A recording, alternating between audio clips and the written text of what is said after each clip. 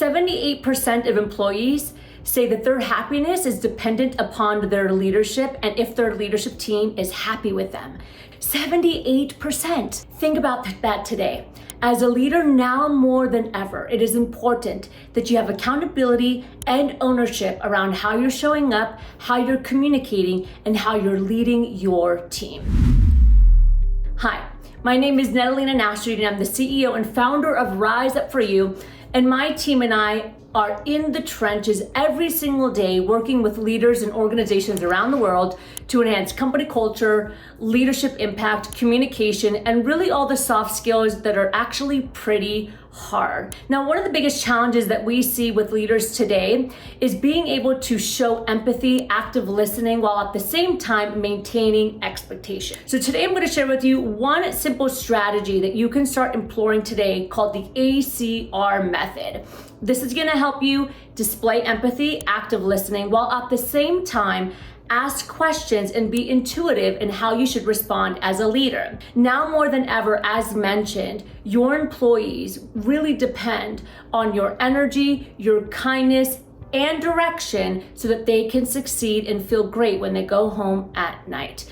I know leadership is a huge responsibility, and you might be thinking, hey, this is not my problem. Everybody is in charge of their own happiness. But unfortunately, when we look at these statistics and the staggering percentage of 78%, it's not something that we can ignore. And over time, as the workplace continues to adapt, we will potentially see this statistic continue to raise. So let's talk about ACR. This stands for active constructive response. There's actually 4 different types of ways that we can respond as a leader, but we really only want to employ one. Let's start by breaking them down. The first type is called passive constructive. Passive constructive means that when somebody comes to you to maybe ask you a question or communicate, that you listen to them, but not really. So for example, if somebody comes to you to ask you a question or to give you some kind of news, your response is typically not thought out and you're giving very minimal attention. So it might be something along the line of, oh, that's great, awesome, thanks so much. And then you keep going back to your work. I'm guilty of this. We see passive constructive response sometimes when we're on our phone, maybe we're multitasking, and so we're passively listening to the team member that is coming to us. Number 2 is what we call passive destructive. Passive destructive is when somebody is coming to talk to you and you are so out of whack with what's going on that you don't even hear them. Maybe you're in a completely different space and zone that you completely ignore them. So what this would look like is if somebody came up to you and asked you a question and maybe started talking to you and your response was, well, what was that? Can you start all over again? So you completely dismiss and ignore everything that just happened. Now keep in mind, this isn't always intentional. When you are displaying passive constructive and passive destructive, it's not necessarily malicious. In fact, most leaders display these types of responses simply because they are overwhelmed and they have a lot going on. But we want to try to avoid these two. Now we move on to probably the most harsh way of responding, and this is what we call active destructive. Active destructive is when you are engaged in the conversation, but it is not a kind or nurturing conversation. In fact, it can be very destructive to the team member. So let's say a team member comes up to you and says, Netta, I'm so sorry, but we lost this big contract that we've been working with. I did my best, sent a number of emails, followed up, but they decided to go in another direction. Let's say you get some kind of information like that. Active destructive response would be, what? I knew you couldn't handle the job. I knew that I should have given this to somebody else. We lost the contract because of you. So as you can see, I'm engaged in the conversation, I'm paying attention, I'm active, but my response is not productive, it's not goal-oriented, solution-based, and of course it's not kind. And the last type of response is what we want. Active constructive response.